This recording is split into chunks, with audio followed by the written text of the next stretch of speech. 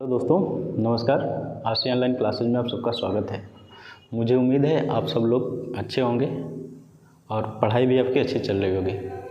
दोस्तों कल की जो हमारी क्लास थी उस क्लास में भूगोल की जो श्रृंखला चल रही थी उस श्रृंखला में भारत का भूगोल और भारत के भूगोल में भारत का प्रादेशिक विभाजन और प्रादेशिक विभाजन में हमने उत्तर का पर्वतीय भाग, प्रायद्वीपीय पठार, तटीय मैदान एवं द्वीप समूह पढ़ लिया था। इसके बाद हमने जो टॉपिक पढ़ा वह टॉपिक था भारत के प्रमुख दर्रे। और भारत के प्रमुख दर्रों की जो क्लास चली है उसमें हमने आपको यह बताया था कि भारत के 7 राज्यों तथा 2 केंद्र शासित राज्यों में कुल मुख्यतः 27-28 दर्रे हैं और उन 27-28 दर्रों को हमने कवर किया। और उन दर्रों को कवर करते समय हमने यह ध्यान रखा था कि किस राज्य में कौन सा दर्रा है, किस पर्वत पे कौन सा दर्रा है, वे दर्रा किनको किनको जोड़ते हैं तथा किनको किनको अलग करते हैं। अलग करने का नहीं लेकिन जोड़ने का ही काम करते हैं विशेष रूप से, ठीक है। तो इनका हमने कल की क्लास में अध्ययन किया था। दोस्तों उसमें महत्वपूर्ण दर्रों के बारे में मैंने बताया था। पश्चिमी घाट पे चूँकि 4 दर्रे बताए गए थे। कौन कौन से दर्रे थे? आपका थाल घाट था, भोर घाट था, पाल घाट था और सैनकुट्टा था। पूर्वोत्तर हिमालय में देखते हैं तो पूर्वोत्तर में कौन सा था? आपका बोमडिला था। उसके बाद यांगयाप था। उसके बाद कौन सा था? लेखा पानी था। उसके बाद दीफू था। उसके बाद कौन सा था? पांडसांग था। उसके बाद कौन सा था? तुजू दर्रा था। उसके आगे चलते हैं तो सिक्किम में कौन सा? नाथुला और जेलेपला। इसके अलावा एक और दर्रा था डोंकिया दर्रा। सिक्किम में डोंकिया दर्रा, नाथुला, जेलेपला। अरुणाचल प्रदेश में बोमडिला, यांगयाप, उसके बाद लेखापानी, उसके बाद दीफू और पांगसाट। जबकि मणिपुर में जो दर्रा था उसका नाम क्या था? तुजू। उसके बाद यदि चलते हैं तो उत्तराखंड में माना, नीति और लिपुलेख, इन दर्रों की हमने चर्चा किया। उसके बाद हिमाचल प्रदेश में शिपकिला, बाड़ालाचा, ठीक है, रोहतास आदि दर्रों की चर्चा किया। लद्दाख में चलते हैं तो अगिल था, काराकोरम था, चांगला था, बाड़ालाचा दर्रा था, ठीक है। जबकि जम्मू कश्मीर में हमने बात किया तो जम्मू कश्मीर में बुर्जिल था, बनिहाल था, पीर पंजाल दर्रा था। इन दर्रों की हमने चर्चा किया। और नीचे महाराष्ट्र में 2 दर्रे, कौन कौन? थालघाट, भोरघाट। और केरल तमिलनाडु में दो दर्रे, कौन कौन से? आपका पालघाट और सैनकुट्टा दर्रा। इन दर्रों की बात किया गया था। इन दर्रों की विशेषताओं के भी बारे में चर्चा किया गया था। तो यह मेरा जो काम है, जो पिछली क्लास होती है उसको रिवीजन करना। और रिवीजन इसलिए किया जाता है कि आप यदि एक बार पढ़े हैं, 2 बार पढ़े हैं तो एक बार फिर मैं रिवीजन करा दे रहा हूँ तो वो आपके दिमाग में सारी चीज़ें आगे के सेट हो जाएंगी। इसलिए मैं डेली 5 मिनट की जो हमारी क्लास होती है उस 5 मिनट के क्लास में हम क्या करते हैं? रिकैप कराते हैं, आपको रिवीजन कराते हैं, ठीक है। आज की हमारी जो क्लास है वह क्लास भूगोल का अध्याय 3, चूँकि अध्याय 1 में भारत का सामान्य परिचय, अध्याय 2 में भारत का भौतिक विभाजन और अध्याय 3 में भारत का अपवाह तंत्र, भारत का अपवाह तंत्र एवं अपवाह प्रतिरूप। क्या पढ़ते हैं? अपवाह तंत्र एवं अपवाह प्रतिरूप। तो अपवाह तंत्र एवं अपवाह प्रतिरूप होता क्या है? तो इसको जानने के लिए हमें अपवाह तंत्र एवं अपवाह प्रतिरूप पढ़ना पड़ेगा। तो सबसे पहले जो आज हमारी टॉपिक है या जो हमारा शीर्षक है उसको हम लिखने का काम करते हैं। तो यह जो होगा आपका अपवाह तंत्र एवं अपवाह प्रतिरूप,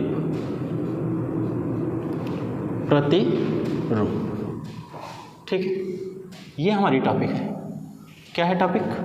अपवाह तंत्र एवं अपवाह प्रतिरूप। ये हमारी टॉपिक है। इस टॉपिक का अध्ययन हम क्यों करते हैं, किस विषय में अध्ययन करते हैं, इन सारी चीज़ों की हम चर्चा करेंगे। इसमें कुछ शब्दावलियाँ हैं, उन शब्दावलियों की हम चर्चा करेंगे, ठीक है। तो यहाँ पे हम यदि देखते हैं तो इसको नाम दिया गया है और इसको नाम दिया गया है, अंग्रेजी भी लिखते चलेंगे, drainage, DRAINAG system and drainage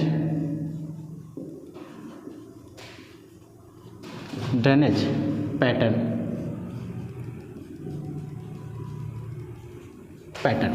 ठीक है, इसी टॉपिक की हमें चर्चा करनी है। इस टॉपिक का नाम क्या है? Drainage system and drainage pattern, या अपवाह तंत्र एवं अपवाह प्रतिरूप। लेकिन यहाँ पे सबसे पहले हमें जानना यह है कि अपवाह क्या है, अपवाह तंत्र क्या है, अपवाह प्रतिरूप क्या है। तो इनको जानने से पहले कहने का मतलब यह है कि सीधा सीधा हम यह भी कह सकते हैं भारतीय नदियाँ, सीधा सीधा इसको हम क्या कह सकते हैं? भारतीय नदियाँ। तो ऊपर एक और हेडिंग डाल लेते हैं और उस हेडिंग में हम पढ़ेंगे भारतीय नदियाँ। क्या? भारतीय नदियाँ। और जब भारतीय नदियों का हम अध्ययन करेंगे तो इन नदियों के अंतर्गत हम दो चीज़ों का विशेष रूप से अध्ययन करेंगे। पहला क्या होगा? आपका अपवाह तंत्र, और दूसरा क्या होगा? अपवाह प्रतिरूप। ठीक है, इन दो चीज़ों की हम चर्चा करेंगे। अब जब नदी शब्द आ गया है तो नदी किसको कहते हैं? तो हमारे धरातल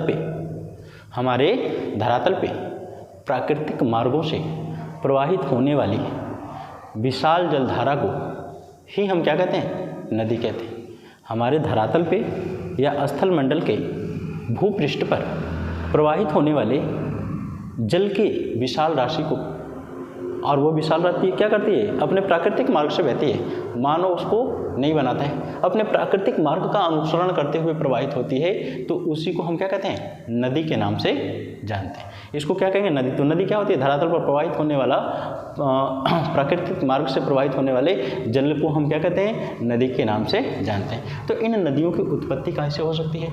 तो नदियों की उत्पत्ति मुख्यतः दो तरह से हो सकती है।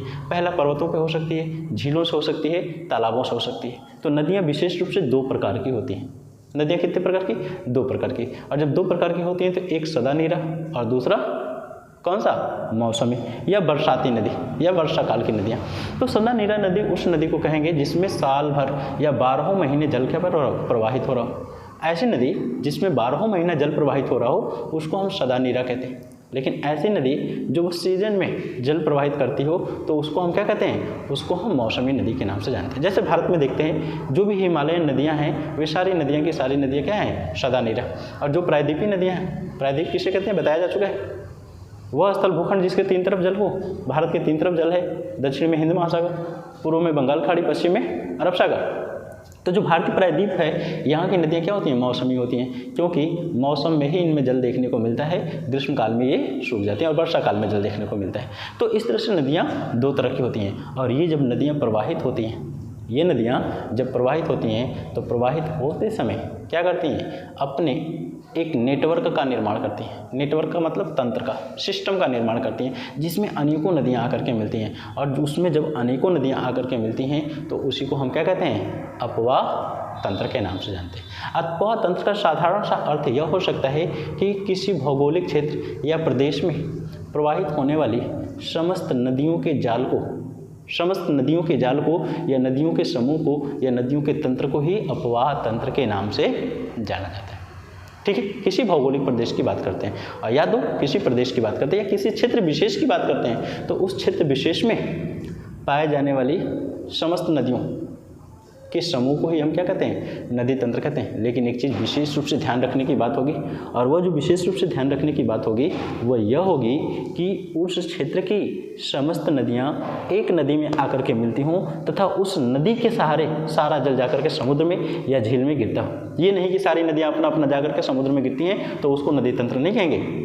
उस नदी तंत्र हम उसको कहते हैं जो एक नदी के द्वारा सारी नदियाँ आकर के एक नदी में मिलती हों और उसी नदी के द्वारा अपना जल क्या करती हों? ले जाकर समुद्रों में गिराने का काम करती हों। तो इस तरह से जो तंत्र बनता है, जो सिस्टम बनता है, उसी को हम क्या कहते हैं? नदी तंत्र के नाम से जानने का काम करते हैं। दोस्तों यदि हम आगे चलते हैं तो कह रहे हैं कि दूसरे रूप में यह भी हम कह सकते हैं कि नदियों तथा नदियों की सहायक नदियाँ या उपशाखाएँ या शाखाएँ, नदियाँ तथा नदियाँ की सहायक नदियाँ या तो नदियों की शाखाओं या नदियों की सहायक नदियों द्वारा जो उस भौगोलिक क्षेत्र में तंत्र बनता है उसी तंत्र को हम क्या कहते हैं?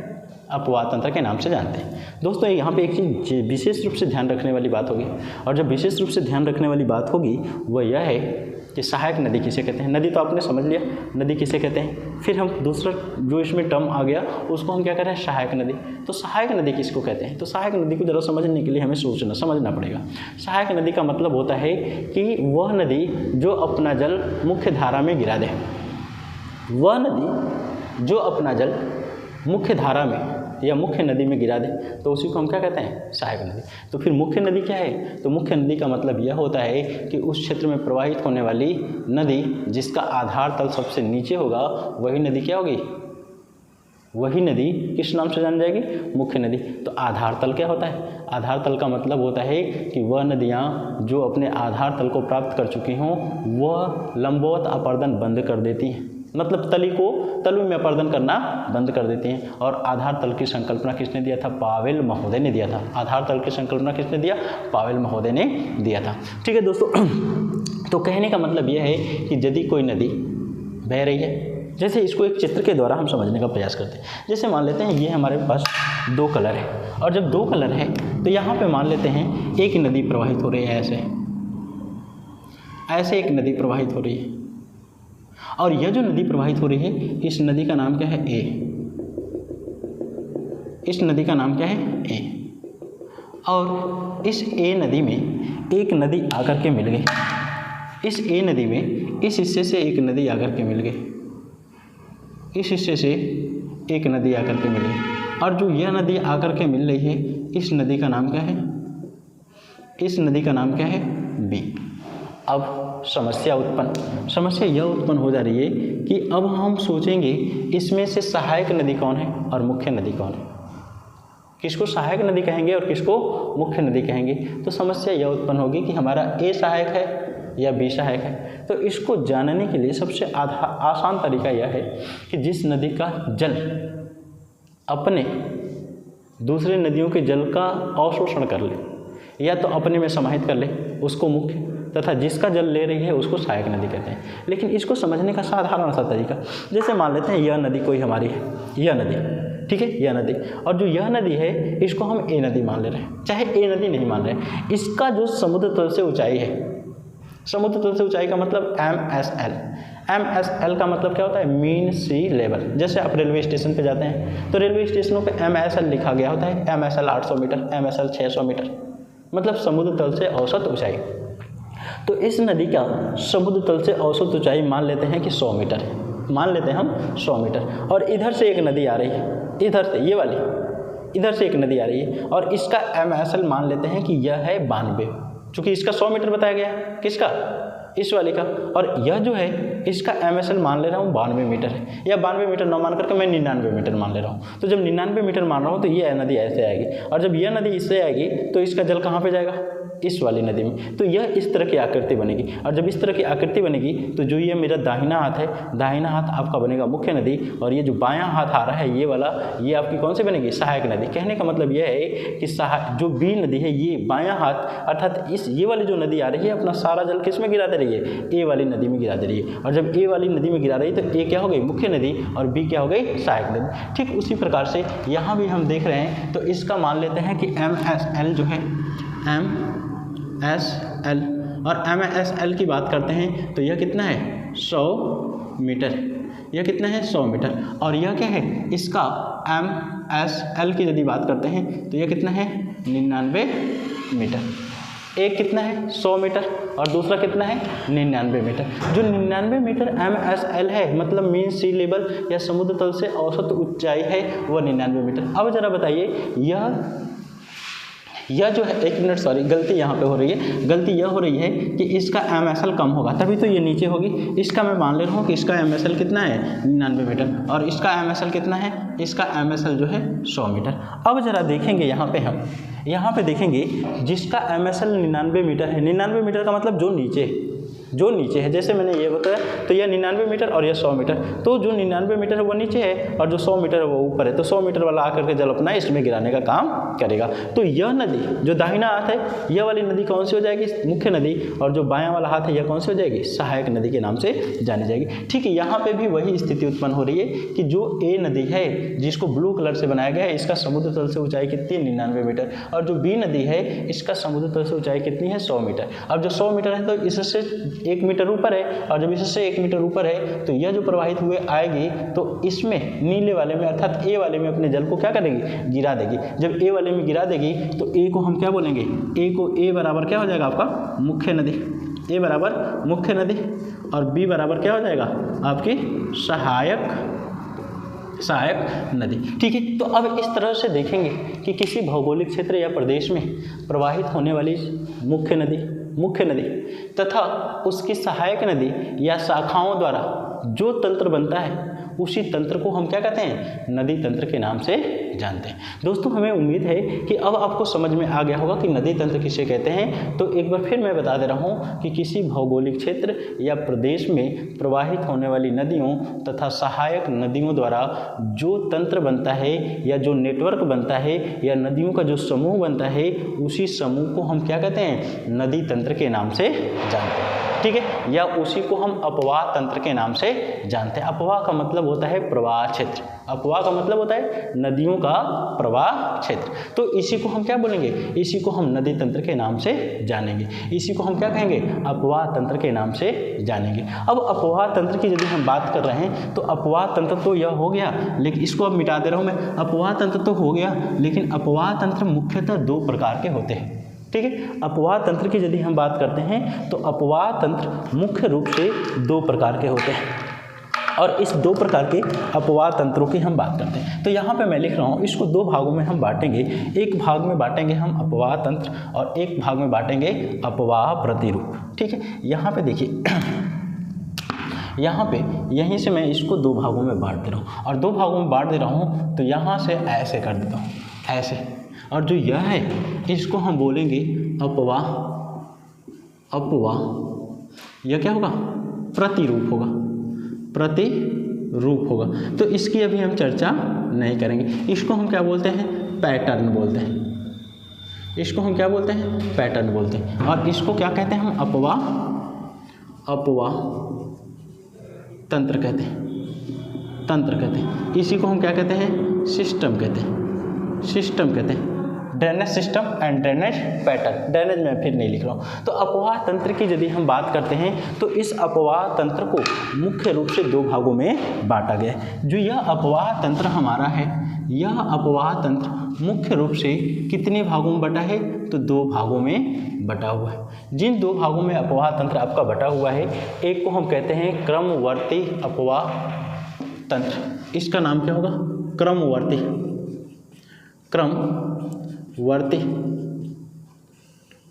अपवाह तंत्र, क्रमवर्ती अपवाह तंत्र। और दूसरे का नाम क्या होगा, अक्रमवर्ती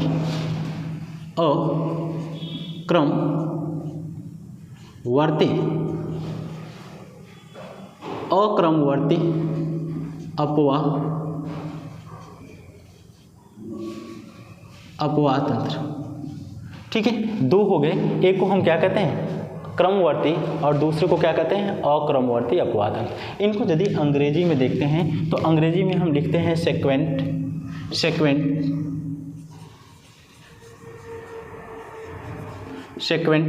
और इसको हम कहते हैं सेक्वेंट एंड इनसेक्वेंट क्या कहते हैं, ड्रेनेज सिस्टम। क्या, सेक्वेंट एवं इनसेक्वेंट ड्रेनेज सिस्टम, मतलब क्या, क्रमवर्ती एवं अक्रमवर्ती अपवाह तंत्र के नाम से जानते हैं। अब दोस्तों मैं आपको एक चीज़ बता दूं कि जो क्रमवर्ती अपवाह तंत्र होता है, इसका मतलब क्या होता है, यह उस भौगोलिक क्षेत्र के ढाल का अनुसरण करती हैं।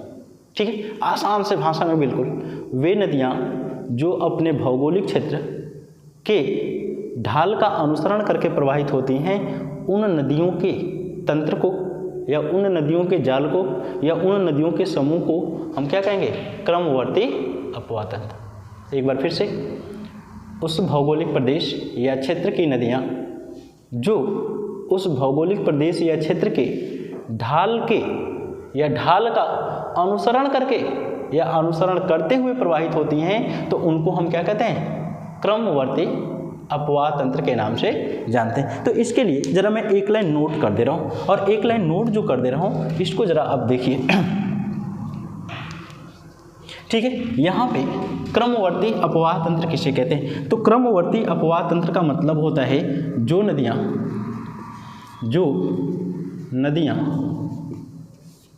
या नदी तंत्र अपने भौगोलिक प्रदेश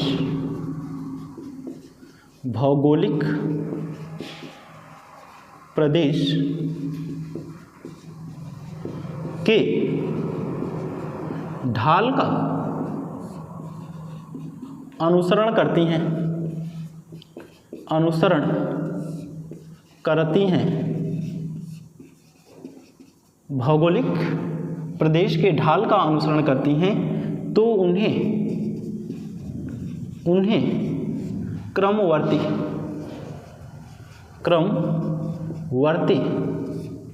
अपवाह तंत्र कहते हैं। ठीक है, क्या हो गया? जो नदियाँ अपने भौगोलिक क्षेत्र का मतलब क्या होता है? ठीक है, प्रदेश या कोई जगह, ठीक है, जो निकटवर्ती क्षेत्रों से क्या हो, अलग हो। और जब निकटवर्ती क्षेत्रों से अलग हो तो उस क्षेत्र में प्रवाहित होने वाली नदियाँ उस क्षेत्र के ढाल का या स्लोप का अनुसरण करती हैं या उस ढाल के सहारे बहने का काम करती हैं, तो ऐसी नदियों को हम क्या कहते हैं? क्रमवर्ती नदियाँ। दूसरा क्या होता है? अक्रमवर्ती नदियाँ। तो अक्रमवर्ती नदियों का मतलब होता है जो नदियाँ अपने भौगोलिक प्रदेश के ढालों का अनुसरण करके न बहती हों। दोनों में अंतर क्या है? बस एक ढाल का अनुसरण करती हैं और ये ढाल का अनुसरण नहीं करती हैं। तो इसको भी हम लिख ही ले रहे हैं, बल्कि वे नदियाँ जो अपने भौगोलिक प्रदेश के वे नदियाँ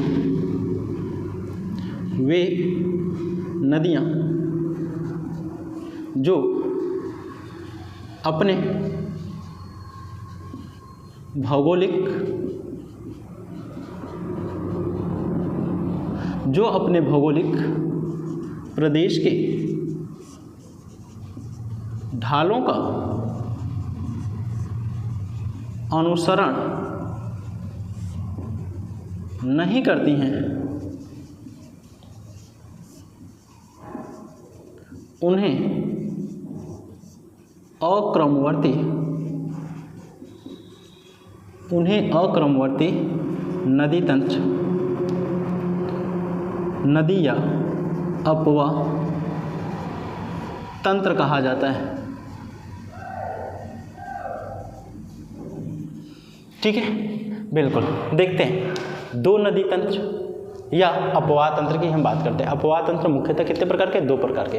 एक क्या होता है? क्रमवर्ती अपवाह तंत्र, और दूसरा क्या होता है? अक्रमवर्ती अपवाह तंत्र। क्रमवर्ती अपवाह तंत्र किसे कहते हैं? वे नदियाँ जो अपने भौगोलिक क्षेत्र के ढालों का अनुसरण करके प्रवाहित होती हैं, उन्हें हम क्रमवर्ती नदियाँ कहते हैं। अक्रमवर्ती नदियाँ किन्हें कहते हैं? जो अपने भौगोलिक क्षेत्र के ढालों का अनुसरण नहीं करती हैं, उन्हें हम क्या कहते हैं? अक्रमवर्ती अपवाह तंत्र के नाम से जानते हैं। दोस्तों, यदि हम आगे चलते हैं तो अक्रमवर्ती नदियों को एक और नाम दिया जाता है, और इनको नाम दिया जाता है पूर्ववर्ती नदियाँ। इनको एक और नाम दिया जाता है, और वह नाम क्या है? पूर्ववर्ती नदियाँ। इनको हम क्या कहते हैं? इनको हम क्या कहते हैं? पूर्ववर्ती नदियाँ भी कहते हैं। इनको हम क्या कहते हैं?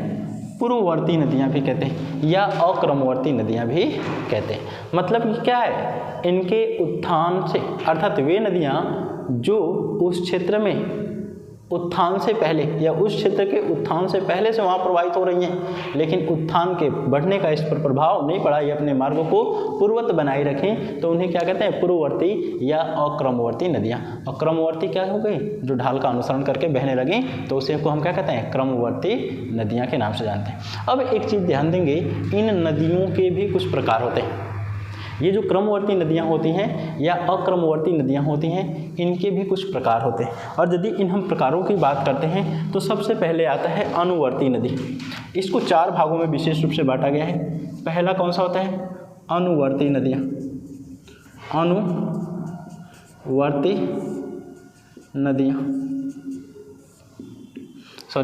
अनुवर्ती नदियाँ नहीं, अनुवर्ती अपवाह तंत्र।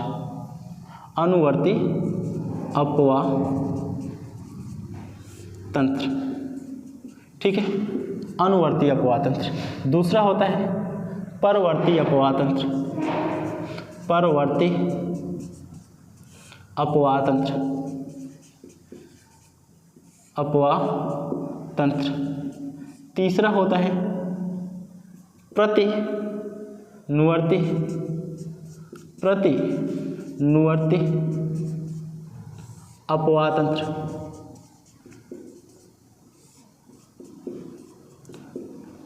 प्रतिनुवर्ती अपवाह तंत्र। और अंतिम जो होता है इसको नाम दिया गया है नवानुवर्ती, नवानुवर्ती अपवाह तंत्र, नवानुवर्ती अपवाह तंत्र, ठीक है। तो ये अपवाह तंत्र जो क्रमवर्ती अपवाह तंत्र हैं, इन क्रमवर्ती अपवाह तंत्रों को मुख्य रूप से कितने भागों में बांटा गया? आपके 4 भागों में, 4 भागों में बांटा गया। तो पहले का नाम होगा अनुवर्ती अपवाह तंत्र, दूसरे का नाम होगा परवर्ती अपवाह तंत्र, तीसरे का नाम क्या होगा? प्रतिनुवर्ती अपवाह तंत्र, और चौथे का क्या होगा? आपका नवानुवर्ती अपवाह तंत्र। दोस्तों, इनको एक फिगर से भी हम बताने का काम करेंगे और कोशिश करेंगे उस फिगर के माध्यम से आपको समझा दें, और स्पीच सुन करके आप क्या करेंगे? नोट्स बनाना होगा तो नोट्स बना लेंगे, क्योंकि यदि मैं व्हाइट बोर्ड पे लिखने लगूंगा तो वीडियो काफ़ी लंबा हो जाएगा, और लंबा हो जाएगा तो बोरिंग भी होगा। इसलिए इसको हम क्या करेंगे? एक मैप, एक चित्र के द्वारा आपके सामने समझाने का काम करेंगे। दोस्तों, इनकी यदि हम बात करते हैं तो इनको देखते हैं, यहाँ पे हम बनाएंगे फिगर, और फिगर बनाने के बाद इनको पुनः मिटा देंगे। किसका फिगर है? क्रमवर्ती नदियों का। तो क्रमवर्ती जो नदियाँ हैं इनको यहाँ पे एक बार फिर मैं लिख रहा हूँ, क्रमवर्ती नदियाँ। और जो क्रमवर्ती नदियाँ हैं इनको जरा हम देख लेते हैं। जो क्रमवर्ती नदियाँ हैं इनको देखते हैं तो सबसे पहले हम बात करते हैं, जैसे यह कोई भौगोलिक क्षेत्र है, जैसे क्या है? यह कोई भौगोलिक क्षेत्र है, ठीक है, भौगोलिक क्षेत्र है। इसको लिख लेते हैं हम भौगोलिक क्षेत्र। भौगोलिक क्या है? क्षेत्र है। और इस भौगोलिक क्षेत्र की यदि हम बात करते हैं तो इसका स्लोप की यदि हम बात करेंगे तो इसका स्लोप कैसे है? इसका स्लोप देखते हैं हम, तो इसका स्लोप निकल के आ रहा है कैसे? इधर को है। इसका स्लोप किधर को है? इधर को है। मतलब ये क्या हो रही है? नीचे की दिशा को इसका स्लोप है, और जब नीचे की दिशा की तरफ इसका स्लोप है तो इस दिशा में हम देखेंगे कि ये, सबसे पहले मैंने आपको क्या बताया? क्रमवर्ती नदियाँ अपने ढालों का अनुसरण करती हैं। तो इस क्षेत्र का या इस प्रदेश का ढाल इस दिशा में है तो नदियाँ भी इसी दिशा के तरफ प्रवाहित होंगी, और जब नदियाँ इस दिशा की तरफ प्रवाहित होंगी तो सबसे पहले एक नदी को हम बना रहे हैं, और यह नदी कहाँ से होगा? ठीक है, यह मुख्य नदी है। इसको मैं रेड कलर से बना दे रहा हूँ। ये मत सोच लेना कि रेड रिवर है, रेड रिवर नहीं है। यह क्या है? बस मैंने रेड कलर से बनाया है क्योंकि यही इस क्षेत्र की मुख्य नदी होगी। तो इसका नाम पड़ेगा क्या? अनुवर्ती नदी। इसका नाम क्या पड़ेगा? मैं यहाँ पे लिखता हूँ इसका नाम पड़ेगा अनुवर्ती नदी। अनुवर्ती नदी नाम क्या पड़ गया? अनुवर्ती नदी। यह कौन सी नदी है? अनुवर्ती नदी है, ठीक है। यह क्या कर रही है? अपने ढाल का अनुसरण कर रही है। लेकिन एक चीज़ और ध्यान देंगे, कोई ज़रूरी नहीं है कि इस पूरे भौगोलिक क्षेत्र का ढाल इधर ही हो। कहीं पे ढाल इधर भी हो सकता है, कहीं पे ढाल इधर भी हो सकता है। तो नदियाँ अपने ढालों का अनुसरण करती हैं। तो दूसरी अनुवर्ती नदी किसे कहते हैं? कि वह नदी जो अपने भौगोलिक प्रदेश में अपने ढाल का अनुसरण करते हुए प्रवाहित होती है, तो उसको हम क्या कहते हैं? अनुवर्ती नदी। और अनुवर्ती नदी सबसे पहले यहाँ पे अनुवर्ती नदी तंत्र या अनुवर्ती अपवाह तंत्र। और अनुवर्ती अपवाह तंत्र का मतलब होता है कि नदियाँ अपने ढाल का अनुसरण करके प्रवाहित हो रही हैं। दूसरे नदी की यदि हम बात करते हैं तो दूसरे नदी का नाम क्या है? पूर्ववर्ती नदी या पूर्ववर्ती अपवाह तंत्र। तो पूर्ववर्ती की यदि हम बात करते हैं तो पूर्ववर्ती कुछ ऐसे आपका बन जाएगा। इसको कलर चेंज करके मैं बना रहा हूँ। पूर्ववर्ती जो नदी होगी वह नदी ऐसे प्रवाहित होती है, जैसे मान लेते हैं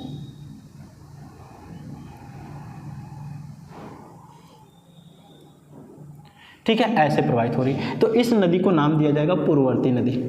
पूर्ववर्ती नदी, ठीक है। अनुवर्ती पूर्ववर्ती, पूर्ववर्ती नहीं होगा, परवर्ती होता है, ठीक है। इसका नाम पूर्ववर्ती नहीं होगा, परवर्ती होगा, गलती हो रहा है या इसका नाम क्या होगा, परवर्ती नदी, ठीक है। अनुवर्ती और दूसरा क्या हो गया, परवर्ती नदी, ठीक है। इसको फिर से मैं लिख दे रहा हूँ यहाँ पे, इसका नाम क्या होगा, परवर्ती नदी, ठीक है। तो ये इसका नाम हो गया, पहला अनुवर्ती और दूसरा परवर्ती। अब परवर्ती नदी का देखेंगे तो इसकी दिशा क्या होगी, तो इसकी दिशा जो है आपकी, यहाँ से मैं ऐसे लिखता हूँ, इसकी दिशा ऐसे है, मतलब इस दिशा में यह प्रवाहित हो रही है। तो ये कहने का मतलब यह है कि परवर्ती नदी उस नदी को कहते हैं जो अनुवर्ती नदी पे समकोण पे जाके मिलती है, सीधा सीधा। अनुवर्ती नदी में समकोण पे मिलने वाली नदियों को हम क्या कहते हैं, परवर्ती नदियाँ, या परवर्ती नदी उस नदी को कहते हैं जो जा करके क्या, अनुवर्ती में समकोण पे मिलने का काम करें। तो देखिए ये आ रही है इधर से और समकोण पे मिलने का काम करे, ये अनुवर्ती है और इस अनुवर्ती में समकोण पे मिलने का काम करते हैं। तो एक और हम परवर्ती नदी बना दें, और एक और जब हम परवर्ती नदी बना रहे हैं तो यहाँ पे देखेंगे यह भी क्या हो गई, आपकी दूसरी परवर्ती नदी होगी। कौन सी, दूसरी। तो इसको भी हम लिखेंगे परवर्ती नदी, ये भी क्या हो जाएगी, परवर्ती नदी। मतलब परवर्ती नदी का मतलब होता है कि वे नदियाँ जो अनुवर्ती में समकोण पे मिल जाए उसी को हम क्या कहते हैं, परवर्ती नदी के नाम से जानते हैं।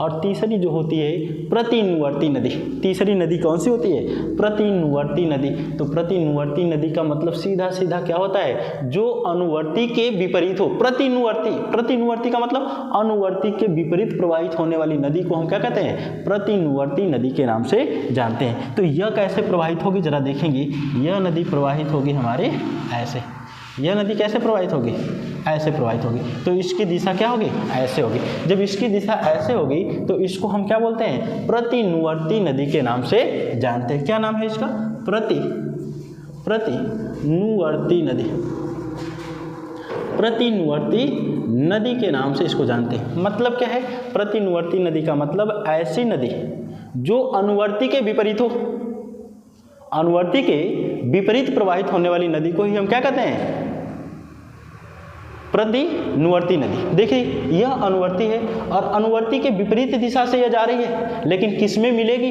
तो मिलने का काम यह किस में करेगी, तो यह परवर्ती नदी में मिलने का काम करती है। मतलब कहने का सीधा सीधा यह है कि हम प्रतिनुवर्ती नदी उस नदी को कहते हैं जो अनुवर्ती के विपरीत प्रवाहित हो रही हो, लेकिन परवर्ती नदी में समकोण पे मिलने का काम कर रही हो, परवर्ती नदी में समकोण पे। एक बार देखते हैं इस डायग्राम को, यह क्या है, अनुवर्ती नदी, यह कौन सी है, प्रतिनुवर्ती नदी। तो अनुवर्ती के विपरीत दिशा में प्रवाहित हो रही है तो इसका नाम क्या हो गया, प्रतिनुवर्ती। लेकिन मिल किस में रही है, तो परवर्ती नदी में मिलने का काम कर रही है। अर्थात परवर्ती में समकोण पर मिलने वाली अनुवर्ती की विपरीत दिशा वाली धारा को क्या कहते हैं, प्रतिनुवर्ती धारा के नाम से जानते हैं। तो प्रतिनुवर्ती यहाँ पे बन रही है तो एक प्रतिनुवर्ती इस क्षेत्र में भी बन जाएगी, एक प्रतिनुवर्ती इस क्षेत्र में भी बन जाएगी। तो इसको भी हम क्या कहते हैं, प्रतिनुवर्ती नदी कहेंगे।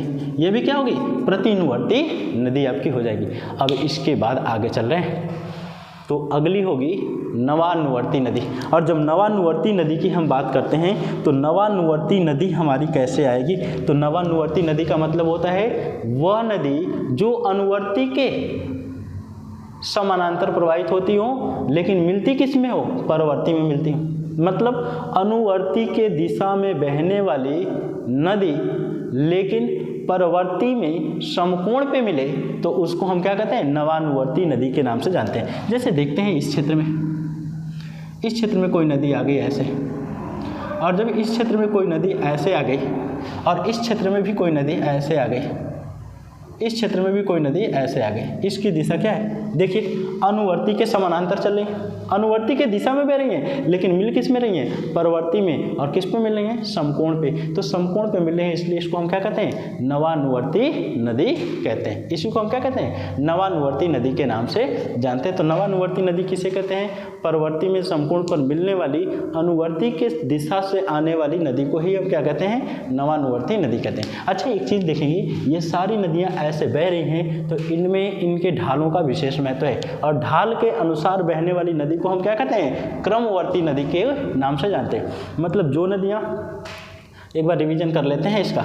जो नदियाँ अपने ढालों का अनुसरण करते हैं उसको हम क्या कहते हैं, क्रमवर्ती नदी, या इसको हम सेक्वेंट रिवर के नाम से जानते हैं। और सेक्वेंट रिवर 4 प्रकार की होती हैं। जो 4 प्रकार की होती हैं, तो पहला क्या होता है, जिसको अनुवर्ती नदी कहते हैं। अनुवर्ती नदी उस नदी को कहेंगे जो ढाल के अनुसार बहने, ढाल के अनुसार या ढाल की दिशा में बहने का काम करे। तो यह नदी रेड कलर वाली क्या हो गई आपकी, यदि इनको हम नंबरिंग भी कर दें तो इसका नंबरिंग क्या होगा, इसकी नंबरिंग हम कर देते हैं तो यह ए हो जाएगा, और यह क्या होगा आपका बी होगा, तो B1 कर लीजिए। यह भी क्या होगा, बी होगा, तो इसको B2 कर लीजिए। फिर उसके बाद हम यदि बात करते हैं तो यह क्या होगा, सी होगा, तो इसको हम कर लें तो यह भी होगा सी, तो इसको C2 कर लीजिए, इसको C1 कर लीजिए, और इसको क्या करेंगे आप D1, और इसको क्या करेंगे D2 करेंगे।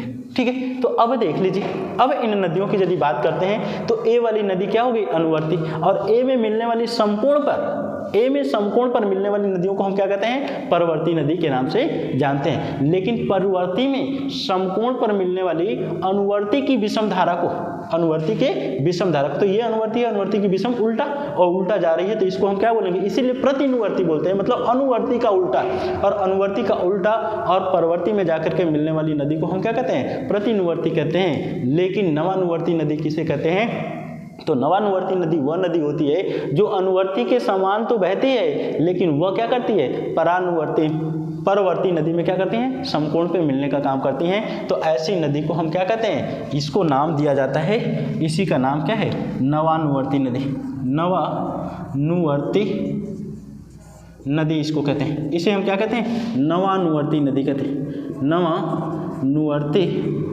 नदी के नाम से जानते हैं। तो दोस्तों ये आपके क्रमवर्ती जो नदियां हैं, इन क्रमवर्ती नदियों का एक आपके सामने छोटा सा चित्र या चित्र के माध्यम से आपको मैं समझाने का प्रयास किया हूं, और मुझे उम्मीद है कि ये चीज़ें आपको समझ में आ गई होंगी। ठीक है, इसमें कोई दिक्कत नहीं होनी चाहिए। एक बार फिर मैं रिवीजन करा दे रहा हूँ, बार बार रिवीजन करा रहा हूँ। बार बार रिवीजन कराने का कारण क्या है कि आपको इस क्लास में ही ये सारी चीज़ें कंठस्थ हो जाएं, याद हो जाएं, स्मरण हो जाएं, आप भूल ना सकें। एक बार फिर से देख लेते हैं क्रमवर्ती नदी।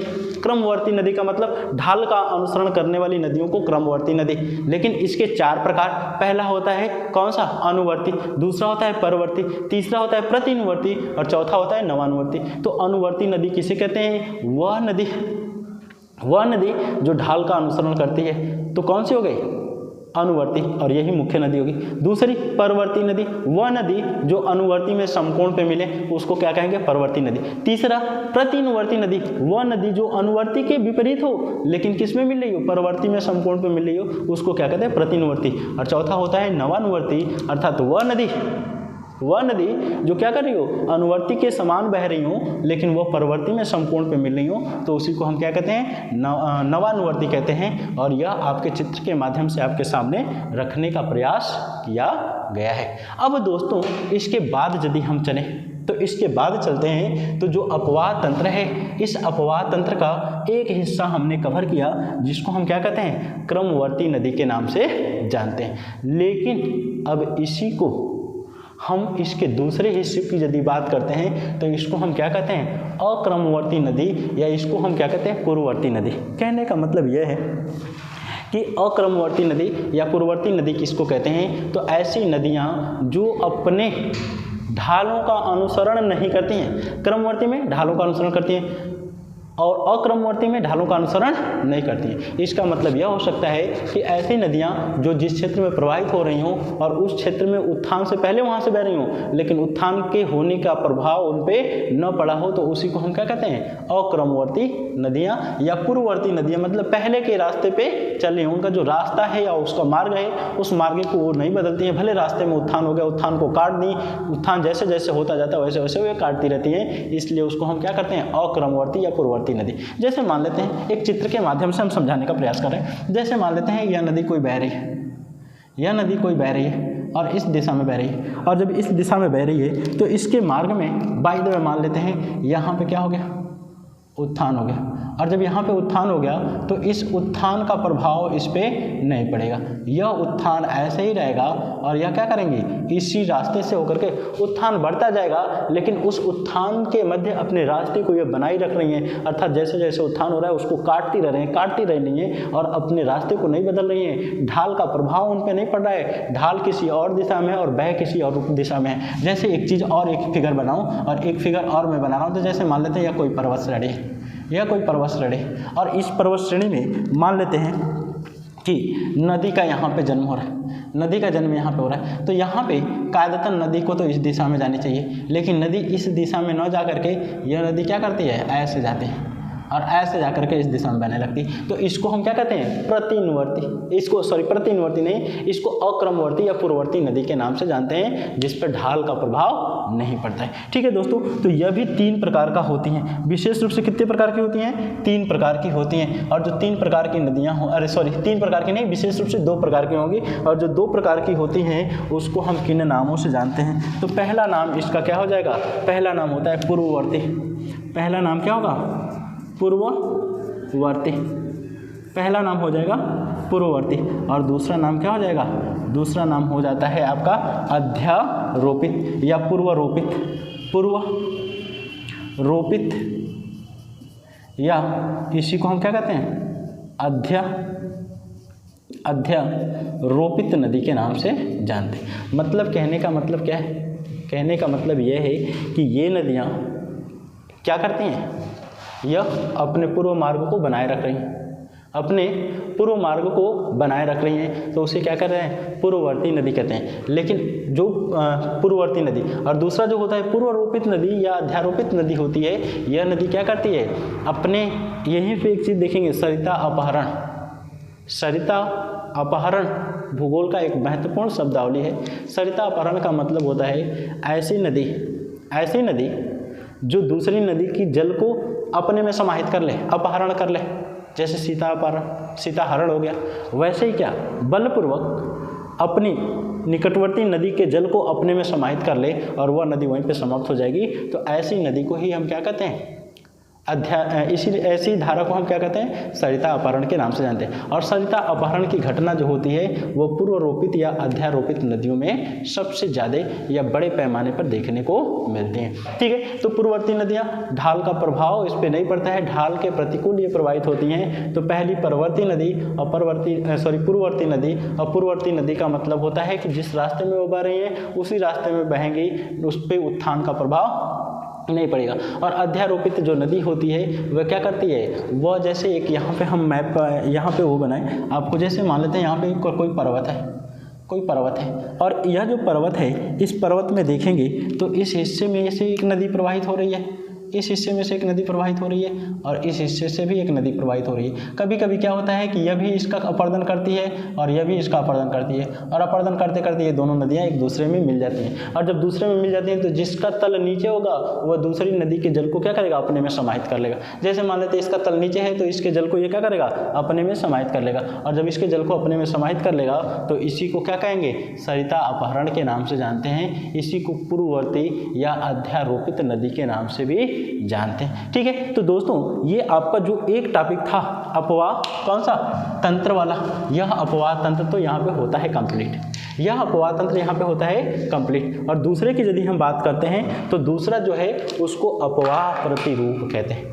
तो अपवाह प्रतिरूप किसे कहेंगे, अपवाह प्रतिरूप किसे कहेंगे, तो अपवाह प्रतिरूप का मतलब होता है कि उस भौगोलिक क्षेत्र को ऊपर से देखने पर जो आकृति दिखाई देती है, जो आकृति दिखाई देती है उसी आकृति को हम क्या कहते हैं, अपवाह प्रतिरूप के नाम से जानते हैं। ठीक है, मतलब कहने का मतलब यह है कि जैसे किसी क्षेत्र में नदियाँ प्रवाहित हो रही हैं, जैसे इस क्षेत्र में ये नदी प्रवाहित हो रही है और ऊपर से हम यहाँ पे खड़े होकर तो सारी नदियों को देख नहीं सकते हैं, तो ऊपर से जैसे एरियल फोटोग्राफ या तो जो सैटेलाइट इमेज होते हैं या तो वायुयान में आप हैं तो वहाँ पे से जब देखेंगे तो जो प्रतिरूप दिखाई देता है या जो आकार दिखाई देता है उस क्षेत्र का, उसी को हम क्या कहते हैं, उसी आकार को अपवाह प्रतिरूप के नाम से जानते हैं। तो अपवाह प्रतिरूप का मतलब क्या होता है, जिस क्षेत्र में नदियाँ बह रही हैं उस क्षेत्र के या उस भौगोलिक क्षेत्र को जब हम ऊंचाई से देखते हैं तो जिस प्रकार की आकृति बनी हुई है उस आकृति के आधार पे इनको अलग अलग नामों से जाना जाता है। ठीक है, तो उस आकृति के आधार पे इनको अलग अलग नामों से जाना जाता है। तो इसको थोड़ा सा हम देखने का प्रयास करते हैं। इसको दोस्तों अब मैं मिटा रहा हूँ, ठीक है, आपको यदि बनाना होगा तो इसको बना लीजिएगा।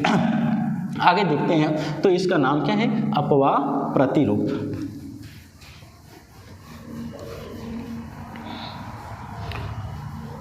क्या है, अपवाह प्रतिरूप। और अपवाह प्रतिरूप का मतलब क्या होता है, इसको थोड़ा सा मैं लिख रहा हूँ और लिखने का जो काम कर रहा हूँ तो लिखते हैं भौगोलिक क्षेत्र में, भौगोलिक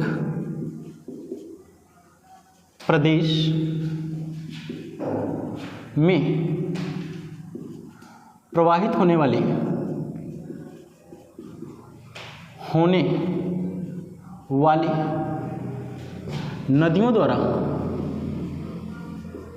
नदियों द्वारा निर्मित आकृति को ही हम क्या कहते हैं, अपवाह प्रतिरूप कहते हैं। मतलब क्या है, जिस क्षेत्र में नदियाँ बह रही हैं उन नदियों द्वारा या नदी तंत्रों द्वारा या नदी समूहों द्वारा जो तंत्र बनेगा, जो आकृति बनेगी, उसी आकृति को हम क्या कहेंगे, अपवाह प्रतिरूप के नाम से जानते हैं। और इन अपवाह प्रतिरूपों की यदि हम चर्चा करते हैं तो ये अपवाह प्रतिरूप जो होते हैं विशेष रूप से 4, 5 या 6 प्रकार के हैं। ठीक है, और उन्हीं 4, 5 या 6 प्रकारों के अपवाह प्रतिरूपों की हम बस चर्चा करेंगे। उसके बाद फिर कल की क्लास में हम नदियों के बारे में थोड़ा सा चर्चा करेंगे। तो सबसे पहले जो अपवाह प्रतिरूप होते हैं, इन अपवाह प्रतिरूपों को देखें तो पहला जो प्रतिरूप बनेगा इसको बोलते हैं जालीनुमा प्रतिरूप। इसको नाम क्या दिया जाता है, जालीनुमा प्रतिरूप। इसको नाम दिया गया है जालीनुमा प्रतिरूप। ठीक है, अब जालीनुमा प्रतिरूप का मतलब क्या है, जालीनुमा प्रतिरूप का मतलब क्या है, तो जालीनुमा प्रतिरूप का मतलब होता है कि कोई भौगोलिक क्षेत्र है और उस भौगोलिक क्षेत्र में जो भी नदियाँ प्रवाहित हो रही हैं तो बीच का भाग कैसा हो, गहरा हो, और बीच का भाग गहरा हो तो किनारों से नदियाँ आकर के क्या कर रही हो, लगभग समकोण पे मिलने का काम कर रही हो। तो उसी को हम क्या कहते हैं, उसी को कहते हैं जालीनुमा। जैसे मान लेते हैं यह ऐसे कोई भौगोलिक प्रदेश है, बिल्कुल ऐसे, और ऐसे भौगोलिक प्रदेश है तो बिल्कुल बीचों बीच से जो बीच वाला हिस्सा है, इस बीच से कोई मुख्य नदी प्रवाहित हो रही हो, और जब इस हिस्से से, यह बीच वाला जो हिस्सा है इससे मुख्य नदी प्रवाहित हो रही हो, और जब इससे मुख्य नदी प्रवाहित होगी तो इधर से निकलने वाली नदी भी आकर के इसमें मिलेगी, इधर से निकलने वाली नदी भी आकर के मिलेगी, यहाँ से निकलने वाली नदी भी आकर के मुख्य नदी में। ठीक उसी प्रकार से इधर से भी निकलने वाली नदी इसमें, यहाँ से निकलने वाली नदी इसमें, और यहाँ से निकलने वाली नदी इसमें। तो इस तरह से एक आकृति का निर्माण होता है और इसी आकृति को हम क्या कहते हैं, जाली अपवाह प्रतिरूप के नाम से जानते हैं। इसको यदि हम देखें चित्र के द्वारा तो जैसे मान लेते हैं यह कोई आपकी मुख्य नदी है, जैसे यह मान लेते हैं यह कोई आपकी क्या है, मुख्य नदी है, और जो यह मुख्य नदी है इस मुख्य नदी की कुछ सहायक नदियाँ होंगी, और जो सहायक नदियाँ होंगी वह ऐसे आके मिलेंगी, वह ऐसे आकर के मिलने का काम करेंगे। और जब ऐसे आकर के मिलेंगे तो इस तरह से जो मिलने वाली संरचना होगी या इस तरह से जो आकृति बनेगी, इसी आकृति को हम क्या कहते हैं, जालीनुमा अपवाह प्रतिरूप के नाम से जानते हैं। अर्थात बीच में मुख्य नदी और मुख्य नदी में मिलने वाली दोनों किनारों से संपूर्ण पे आने वाली नदियों को से जो आकृति बनती है उसी आकृति को हम क्या कहते हैं, जालीनुमा आकृति के नाम से जानते हैं। इसके बाद दोस्तों चलते हैं तो दूसरा जो होता है उसको क्या कहते हैं, उसको कहते हैं हम उसको वृक्षाकार, उसको हम क्या कहते हैं, वृक्षाकार। दूसरा जो होता है इसका नाम क्या है, वृक्षाकार प्रतिरूप। वृक्षाकार प्रतिरूप होता है। और इस वृक्षाकार प्रतिरूप की यदि हम बात करते हैं तो बहुत ही महत्वपूर्ण है। जिस प्रकार से एक वृक्ष होता है तो वृक्ष के धरातल के नीचे उसकी बहुत सारी जड़ें होती हैं। तो जड़ी की हम चर्चा नहीं करते हैं, जड़ के ऊपर चलते हैं। और जब जड़ के ऊपर चलते हैं तो एक तना पाया जाता है, और तना के जब ऊपर चलते हैं तो बहुत सारी टहनियाँ पाई जाती हैं। उन टहनियों के ऊपर चलते हैं तो बहुत सारी उप टहनियाँ पाई जाती हैं। ठीक उसी तरह से नदियाँ भी जब प्रवाहित होती हैं तो नदियाँ जब प्रवाहित होती हैं तो अपने मार्ग में इसी तरह का कुछ मार्ग बनाती हैं, और जब इस तरह का मार्ग बनाती हैं उसी मार्ग को हम किस नाम से जानते हैं? वृक्षाकार प्रतिरूप के नाम से जानते हैं। एक चीज़ और दोस्तों ध्यान देंगे, यह जो जाली नुमा अपवाह प्रतिरूप है यह किस क्षेत्र में पाया जाता है? तो सिंह भूमि जो जिला है, किस क्षेत्र में? सिंह भूमि क्षेत्र में, सिंह भूमि क्षेत्र में इस तरह की आकृति देखने को मिलती है। ठीक है, और दूसरा क्या हो गया? वृक्षाकार प्रतिरूप। तो वृक्षाकार प्रतिरूप की यदि हम चर्चा करते हैं तो जैसे मान लेते हैं यहाँ से कोई एक मुख्य क्या है? आपकी वृक्ष है, और यह जो मुख्य वृक्ष है तो इसकी शाखा, इसकी शाखा, इसकी शाखा, इसकी शाखा, इसकी शाखा, पुनः इनकी शाखाएं, पुनः इनकी शाखाएं, पुनः इनकी शाखा, पुनः इनकी शाखा, ऐसे देखेंगे बहुत सारी नदियां आकर के मिलती हैं। तो इस तरह से जो नदियां बनती हैं इन्हीं नदियों को हम क्या कहते हैं? वृक्षाकार अपवाह प्रतिरूप के नाम से जानते हैं। ठीक है, तो यहाँ पे देखेंगे, यहाँ पे शाखाओं की शाखाएं सब आकर के मिल रही हैं, और जब शाखाओं की शाखाएं आकर के मिल रही हैं तो इसी को हम क्या कहते हैं? वृक्षाकार प्रतिरूप। इसमें मैं सारी शाखाओं को एक जगह मिला दिया हूँ, तो ऐसी कोई ज़रूरी नहीं है। इसको हम दूसरे रूप में भी यदि देखें तो जैसे मान लेते हैं यहाँ से एक नदी ऐसे आगे, इसकी एक नदी ऐसे आगे, इसकी एक शाखा ऐसे आगे, एक शाखा ऐसे आगे, एक शाखा ऐसे आगे, इसकी शाखा ऐसे आगे, इसकी शाखा ऐसे, यहाँ से यहाँ से यहाँ से यहाँ से ऐसे आगे, तो इसी को हम क्या कहते हैं? इसी को हम बोलते हैं वृक्षाकार प्रतिरूप। इसी को हम क्या कहते हैं? वृक्षाकार प्रतिरूप के नाम से जानते हैं। यह जो क्षेत्र है इसका उदाहरण क्या होगा? तो इसके यदि उदाहरण की हम बात करते हैं तो आपका गंगा नदी, कौन सा? गंगा नदी। गंगा नदी क्या है? प्रमुख उदाहरण है। इसका उदाहरण सबसे प्रमुख कौन सी है? गंगा नदी हमारी है, क्योंकि गंगा नदी में इसी तरह का प्रतिरूप पाया जाता है। तीसरे की यदि हम बात करते हैं तो आयताकार प्रतिरूप होता है। कौन सा होगा? तीसरा आयताकार प्रतिरूप होगा। तीसरे की यदि हम बात करते हैं तो तीसरा हमारा क्या होगा? आयताकार प्रतिरूप होगा। और जो आयताकार प्रतिरूप की बात करते हैं, आयताकार प्रतिरूप, ठीक है, आयताकार प्रतिरूप। और आयताकार प्रतिरूप की बात करते हैं तो यह प्रतिरूप कैसे पाया जाता है? तो इस प्रतिरूप की यदि बात करते हैं तो जैसे मान लेते हैं यह कोई नदी है, मुख्य नदी, ठीक है, इस दिशा में इसमें आकर के मिलने वाली यह नदी, इसमें आकर के मिलने वाली यह नदी, इसमें आकर के मिलने वाली यह नदी, और इसमें आकर के मिलने वाली यह नदी। ठीक उसी प्रकार से इसमें मिलने वाली यह नदी, इसमें मिलने वाली यह नदी, और इसमें मिलने वाली यह नदी। ठीक है, या तो ऐसे भी कर सकते हैं, ऐसे।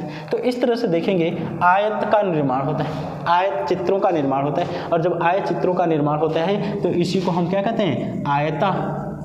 आयताकार प्रतिरूप के नाम से जानते हैं। इसी को हम क्या कहते हैं? आयताकार प्रतिरूप। और यह जो है इसका उदाहरण सबसे बेहतरीन कहाँ पे मिलेगा? तो इसका सबसे बेहतरीन उदाहरण मिलता है कौन सा? कोसी नदी। कोसी नदी इसका उदाहरण है। और कौन सा उदाहरण हो सकता है? इसको हम विंध्यन क्षेत्र की नदियों की बात करते हैं तो वो भी इसके अच्छे उदाहरण हैं। उसके बाद तीन हमारे तो हो गए। चौथे की बात करते हैं तो अरि प्रतिरूप, या इसको और नाम देते हैं अपकेंद्री प्रतिरूप। तो चौथा क्या हो जाएगा? चौथा अरि या अपकेंद्री प्रतिरूप।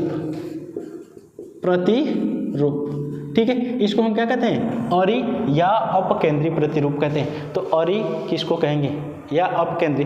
तो अपकेंद्री का मतलब होता है कि बीच का भाग गुंबदनुमा हो। इस तरह से बीच का भाग क्या हो? गुंबदनुमा हो, तथा इस हिस्से से निकलती है नदियाँ, इस हिस्से से निकलती है नदियाँ, इस हिस्से, अर्थात गुंबदाकार आकृति वाले क्षेत्र से चारों दिशाओं में बहने वाली नदियों को हम क्या कहते हैं? अरि या अपकेंद्री अपवाह प्रतिरूप। और इसका सबसे बेहतरीन उदाहरण यदि मैं बात करूँ आपसे तो कौन सा होगा? मैकाल पर्वत श्रेणी। भारत का सबसे बेहतरीन उदाहरण जो है इसका मैकाल पर्वत श्रेणी है। और मैकाल पर्वत श्रेणी कहाँ पे पाया जाता है? मध्य प्रदेश और छत्तीसगढ़ के सीमा पे पाया जाता है। जरा इसको हम देखने का प्रयास करें तो यहाँ पे हम देखते हैं, जैसे यहाँ पे बना ले रहा हूँ हम, क्या है? मैकाल पर्वत हमारा, इसका नाम क्या है? मैकाल श्रेणी। यह क्या है? मैकाल श्रेणी। और जब मैकाल श्रेणी की हम बात करते हैं तो मैकाल श्रेणी से निकलने वाली नदियाँ कौन कौन सी हैं? तो इस दिशा में जब चलते हैं तो यहाँ से कौन सी मिल जाएगी? सोन नदी, सोन नदी। यहाँ से हम चलते हैं तो यहाँ से कौन सी मिल जाएगी? महानदी, महानदी। यहाँ से चलते हैं तो कौन सी मिल जाएगी? इसको हम बोलते हैं कौन सी? देखिए इसका नाम नहीं याद आ रहा है मुझे, उसको फिलहाल छोड़ते हैं। इस हिस्से में प्रवाहित होने वाली नदी है, इसका नाम क्या है? नर्मदा नदी, नर्मदा नदी। ठीक है, तो ये अच्छा एक और नदी है इंद्रावती, इंद्रावती, इसका नाम है इंद्रावती नदी, इंद्रावती नदी। ठीक है, तो ये नदियाँ क्या कर रही हैं? अब देख रहे हैं बीच में गुंबद है, और बीच में जो गुंबद है उस गुंबद के चारों तरफ जैसे देख लेते हैं, यहीं पे यह गुंबद है और यहाँ से नदी निकल गई इधर, यहाँ से नदी निकल गई इधर, यहाँ से नदी निकल गई इधर, और यहाँ से नदी निकल गई इधर। तो ये जो चारों दिशाओं में एक केंद्र बिंदु से चारों दिशाओं में बहती हैं नदियाँ, तो इसी को हम क्या कहते हैं? अरि या अपकेंद्रीय अपवाह प्रतिरूप के नाम से जानते हैं। ठीक है, अब यदि इसके बाद की बात करते हैं तो दो और पाए जाते हैं, एक होता है समानांतर, एक क्या होता है? समानांतर, और दूसरा क्या होता है? दूसरे की यदि बात करते हैं तो अभिकेंद्री। अभिकेंद्री, अभिकेंद्री की यदि हम बात करते हैं तो अभिकेंद्री अपकेंद्री का विपरीत होता है, सीधा सीधा। अभिकेंद्री का मतलब अपकेंद्री का विपरीत, और अपकेंद्री अभी हमने पढ़ा कि किसी केंद्र बिंदु से या किसी गुंबदाकार क्षेत्र से, एक क्षेत्र से निकल करके अनेक दिशाओं में नदियां बहती हैं, तो उसको क्या कहते हैं? अपकेंद्री। लेकिन अभिकेंद्री क्या कहते हैं? अनेक दिशाओं से आकर के नदियां एक स्थान पर मिल जाए। जैसे मान लेते हैं कोई झील हो, यदि यहाँ पे हम चर्चा करें, यहाँ पे यह कोई झील हो और कोई झील हो, तो यहाँ से नदी आकर के इसमें मिली, यहाँ से नदी आकर के इसमें मिली, यहाँ से नदी आकर के इसमें मिली, यहाँ से नदी आकर के इसमें मिली, तो इसको हम क्या बोलते हैं? इसी को हम बोलते हैं अभिकेंद्री, अभिकेंद्री अपवाह प्रतिरूप के नाम से इसको जानते हैं। इसको हम क्या कहते हैं? अभिकेंद्रीय अपवाह प्रतिरूप। और जब अभिकेंद्रीय अपवाह प्रतिरूप कहते हैं तो अभिकेंद्रीय अपवाह प्रतिरूप का मतलब होता है कि चारों तरफ से नदियां आकर के एक स्थान पे या एक झील में या एक तालाब में मिलने का काम करती हैं, तो इसी को अभिकेंद्रीय अपवाह प्रतिरूप के नाम से जानते हैं। भारत में इस तरह के अपवाह प्रतिरूप का कोई विशेष उदाहरण नहीं है। और अंतिम की यदि हम बात करते हैं तो अंतिम क्या होता है? अंतिम होता है समानांतर अपवाह प्रतिरूप। समानांतर अपवाह प्रतिरूप, यहाँ पे मैं इसको लिख दे रहा हूँ, यह क्या है? समानांतर अपवाह प्रतिरूप, प्रतिरूप, समानांतर अपवाह प्रतिरूप। अब समानांतर अपवाह प्रतिरूप की बात करते हैं तो जैसे मान लेते हैं यही हमारा क्या है? भारत है। यही हमारा क्या है? भारत है। और भारत का जो ये पश्चिमी तट है, भारत का यह जो पश्चिमी तट है, इस पश्चिमी तट की यदि हम बात करते हैं तो इस पश्चिमी तट से निकलने वाली नदियाँ, चूँकि जगह कम होता है, ढाल तेज होता है, तो सीधे जाकर के ये समुद्र में बहती गिरने का काम करती हैं और समानांतर बहने का काम करती हैं। तो इस क्षेत्र में प्रवाहित होने वाली नदियों को, जैसे यहाँ से नदी निकल गई कौन सी? गोवा में मांडवी।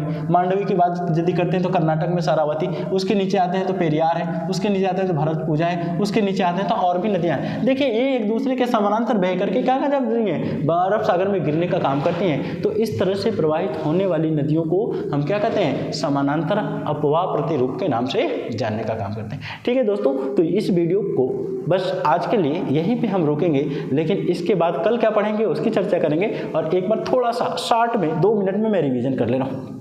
सबसे पहले दोस्तों देखते हैं कि भारतीय नदियों की बात करते हैं तो भारतीय नदियों को पढ़ने के लिए सबसे पहले हमें पढ़ना होगा अपवाह तंत्र किसे कहते हैं और फिर अपवाह प्रतिरूप किसे कहते हैं। अपवाह तंत्र की यदि बात करते हैं तो अपवाह तंत्र का मतलब होता है कि किसी भौगोलिक क्षेत्र में प्रवाहित होने वाली नदियाँ, ठीक है, या नदी समूह या नदियाँ तथा नदियों की सहायक नदियाँ मिल करके जो तंत्र या नेटवर्क का निर्माण करती हैं उसी को हम क्या कहते हैं? नदी तंत्र के नाम से जानते हैं। इस अपवाह तंत्र या नदी तंत्र की यदि बात करते हैं तो इसको 2 भागों में बांटते हैं। पहला क्या होता है? क्रमवर्ती अपवाह तंत्र, जिसको सेक्वेंट ड्रेनेज सिस्टम कहते हैं, और दूसरा क्या होती है? पूर्ववर्ती या अक्रमवर्ती अपवाह तंत्र, जिसको इनसेक्वेंट ड्रेनेज सिस्टम के नाम से जानते हैं। क्रमवर्ती अपवाह तंत्र जो होता है, जो ढाल का अनुसरण करके प्रवाहित होती है क्रमवर्ती, और जो ढाल के विपरीत प्रवाहित होती हैं अक्रमवर्ती के नाम से जाना जाता है। उसके बाद यदि क्रमवर्ती की बात करते हैं तो 4 भाग: अनुवर्ती, परवर्ती, प्रतिनुवर्ती और नवानुवर्ती। अनुवर्ती क्या होता है? ढाल के अनुसार बहती हैं। परवर्ती क्या होता है? जो अनुवर्ती में समकोण पे मिलती हैं। प्रतिनुवर्ती क्या होती हैं? जो परवर्ती में समकोण पे मिलती हैं लेकिन वह अनुवर्ती के विपरीत होती हैं। और तीसरा नवानुवर्ती क्या होती हैं, यह भी परवर्ती में समकोण पे मिलती हैं लेकिन अनुवर्ती के समान ये बहती हैं। उसके बाद यदि बात करते हैं तो यह अक्रमवर्ती नदियों को दो भागों में, पूर्ववर्ती जो ढाल अर्थात उत्थान से पूर्व बह रही थी और उत्थान का प्रभाव नहीं पड़ा, अपने स्थान पे बह रही हैं, उसी को हम क्या कहते हैं, पूर्ववर्ती नदी। और दूसरा क्या होती है, अध्यारोपित, मतलब क्या, इसमें सरिता अपहरण, ठीक है, इसमें सरिता अपहरण की प्रबल संभावना पाई जाती है। उसके बाद हमने क्या पढ़ा, अपवाह प्रतिरूप पढ़ा। और अपवाह प्रतिरूप का मतलब होता है कि किसी भौगोलिक प्रदेश में प्रवाहित होने वाली नदियों द्वारा जो आकृतियाँ या जो दृश्य बनता है, जो ऊपर से हम देखने पर जो आकृति दिखाई देती है, उसी को हम प्रतिरूप के नाम से जानते हैं, पैटर्न के नाम से जानते हैं। इसको मुख्यतः 6 भागों में बांटा गया है, और भी बहुत सारे हैं लेकिन हमारे दृष्टि से 6 महत्वपूर्ण है। पहला क्या होता है, जालीनुमा। तो जालीनुमा का मतलब होता है कि बीच में मुख्य नदी प्रवाहित होती हैं तथा उसके कोण पे आकर के दोनों दिशाओं से जो नदियां मिलती हैं, सहायक नदियां, इस तरह की आकृति को हम क्या कहते हैं, आपका जालीनुमा प्रतिरूप कहते हैं। यह विशेष रूप से सिंहभूम जिला झारखंड में पाया जाता है। दूसरा करते हैं वृक्षाकार। तो वृक्षाकार का मतलब होता है कि मुख्य नदी में आने वाली सहायक नदियां, सहायक नदियों की उप सहायक नदियां मिलकर के क्या करती हैं, आपका वृक्षाकार प्रतिरूप का निर्माण करती हैं। यह गंगा नदी तंत्र इसका विशेष रूप से उदाहरण है। उसके बाद आयताकार प्रतिरूप की बात करते हैं तो देख लीजिए, यह नदियां मिलकर के आयत का निर्माण कर रही है। कोसी नदी तथा विंध्य क्षेत्र की नदियां इसके लिए जानी जाती हैं। उसके बाद अरी या अपकेंद्री की बात करते हैं तो किसी पहाड़ी से निकलने वाली नदियां जो चारों दिशाओं में बह रही हैं, उसको क्या कहते हैं, अरी या तो अपकेंद्री नदियां कहते हैं। उसके बाद यदि बात करते हैं अभिकेंद्री नदियां, तो अपकेंद्री का विपरीत होती हैं, अपकेंद्री का विपरीत होती हैं अभिकेंद्री। मतलब अपकेंद्री में क्या, केंद्र से चारों तरफ नदियां, लेकिन अभिकेंद्री में क्या, चारों तरफ से केंद्र में नदियां आकर के गिर जाती हैं। और अंत में क्या होता है, समानांतर नदियां। तो भारत के पश्चिमी घाट में इस तरह की नदियों का विशेष योगदान है। जो पश्चिमी घाट है, इस पश्चिमी घाट से निकलने वाली नदियां सीधे अरब सागर में गिरती हैं, सहायक नदियों का अभाव पाया जाता है, तो इसको हम क्या कहते हैं, समानांतर नदियों के नाम से जाना जाता है। दोस्तों आज की क्लास यहीं पे बंद की जाएगी, लेकिन कल क्या पढ़ेंगे उसके बारे में आपको बताना जरूरी है, क्योंकि अगली क्लास की हम चर्चा पहले ही कर देते हैं। आपको आवश्यकता हो तो आप पढ़ करके और फिर वीडियो को देखने का काम करिए, ठीक है। तो अगली क्लास जो हमारी होगी वह नदी किसे कहते हैं, सहायक नदी किसको कहते हैं, उसके बाद सोता किसको कहते हैं, वितरिका किसको कहते हैं, नदी द्वीप किसको कहते हैं, भारत के नदी तंत्रों को कितने भागों में बांटा गया है, जल विभाजक रेखा क्या होती है, हम नदियों में किस किस चीज़ का अध्ययन करेंगे, एक हम क्या करेंगे, आउटलाइन ड्रा कर लेंगे कि हमें पढ़ना क्या है, और उसके बाद से फिर नदियों पे हमारी क्लास स्टार्ट होगी। दोस्तों यदि हमारी वीडियो पसंद आ रही हो तो इस वीडियो को लाइक शेयर सब्सक्राइब करने का प्रयास जरूर करें, और इसके माध्यम से आप क्या करें, हमारा सपोर्ट करें, तथा यदि आपके क्वेश्चंस या डाउट हैं तो कमेंट में पूछने का काम करें। दूसरी चीज़, एक चीज़ और है कि आपको वीडियो में डिस्क्रिप्शन में टेलीग्राम के और फेसबुक पेज के लिंक दिए गए हैं, इनके माध्यम से भी आप हमसे जुड़ सकते हैं, अपने क्वेश्चन टेलीग्राम पे पूछ सकते हैं। धन्यवाद।